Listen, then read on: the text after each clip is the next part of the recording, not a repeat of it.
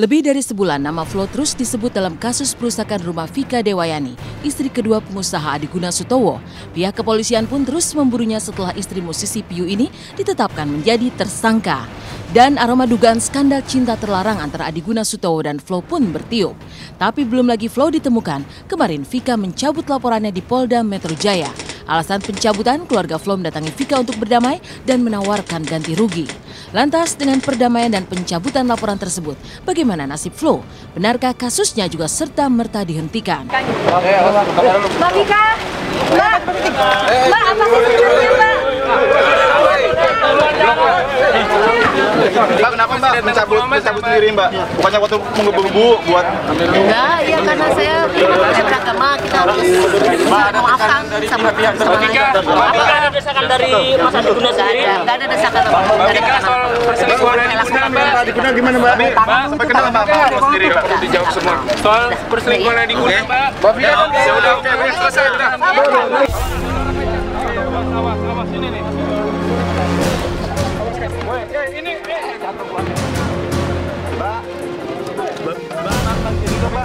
Vika. Mbak, awas hati kameranya kena. Terima kasih, hati-hati semua.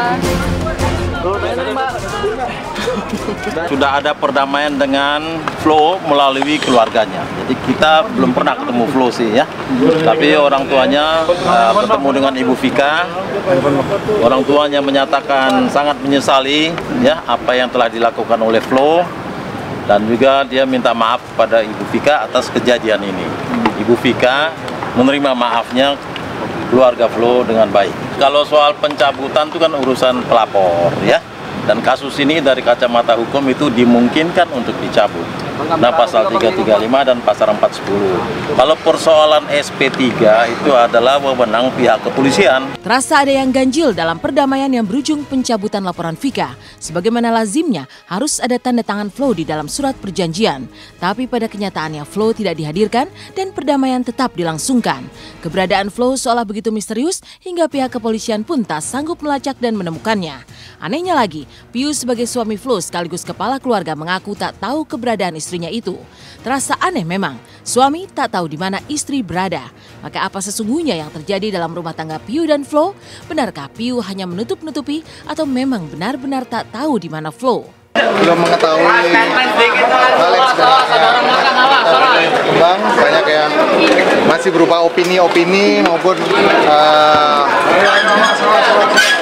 Kamera kantor ini, woi. opini-opini yang berkembang. Jadi karena saya juga belum ketemu istri saya sampai hari ini, jadi saya tidak bisa ngasih komentar yang sejelas-jelasnya atau sedetail-detailnya. Kita lihat aja perkembangannya. Ya kalau yang saya tahu sih ya seperti pertemuan kita waktu itu, ya permintaan maaf dari keluarga Flo ya kita terima dengan baik. Allahu Akbar, Allahu Akbar. Allahu Akbar, Allahu Akbar. Kisah nyata tentang mahasiswa Indonesia yang tinggal di Eropa.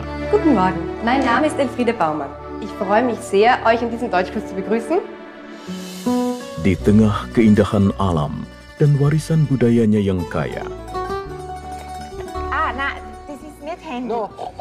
Lepas dari kisah tadi, sebuah film bertema religi ikut meramaikan jagat film Indonesia dan akan tayang di bioskop mulai 5 Desember 2013 nanti. 99 Cahaya di Langit Eropa. Demikian judul film yang menceritakan 99 cahaya kesempurnaan Islam yang pernah dipancarkan di Eropa. Diadaptasi dari novel laris karya Hanum Salsabila Rais dan Rangga Almahendra, syutingnya dilakukan di 4 negara di Eropa, yakni Vienna, Austria, Paris, Prancis, Cordoba, Spanyol, dan Istanbul, Turki. Film ini juga melibatkan aktor dan aktris berbakat seperti Dewi Sandra, Acha Septriasa, Ralin Shah, bahkan juara X Factor Indonesia Fatin Sidkia Lubis ikut bermain di film ini.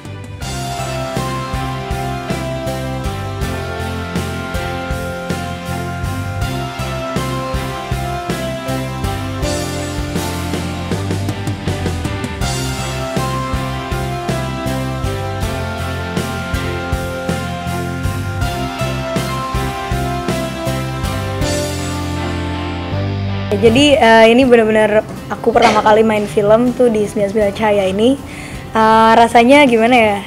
Deg-degan banget sih yang pasti. Soalnya ini benar-benar acting pertama aku main film, terus udah ketemu lawan main yang udah hebat-hebat banget. Jadi rasanya pertama deg-degan sih, rasa canggung gitu. Karena tahu film ini dari novel, jadinya oke, nggak sopan aja.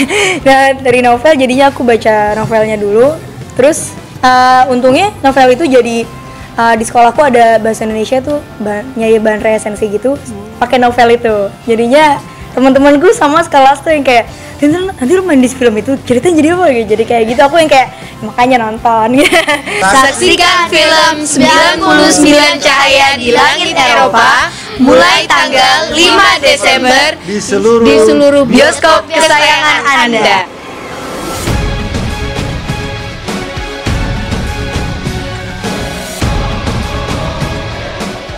Dan pemirsa dari Studio Silet, saat lagi rekan saya Dona Arsinta akan hadir menemani Anda dalam Silet hari ini. Silakan Dona.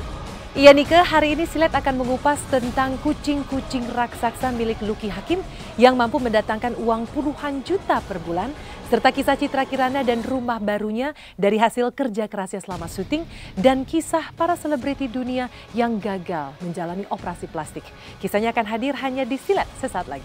Wah, seperti apa ya kisahnya? Simak selengkapnya hanya di Silet sesaat lagi. Dan pemirsa terus saksikan Intens tiap Senin hingga Jumat pukul 10.30 waktu Indonesia Barat dan Sabtu Minggu pukul 11 waktu Indonesia Barat hanya di RCTI.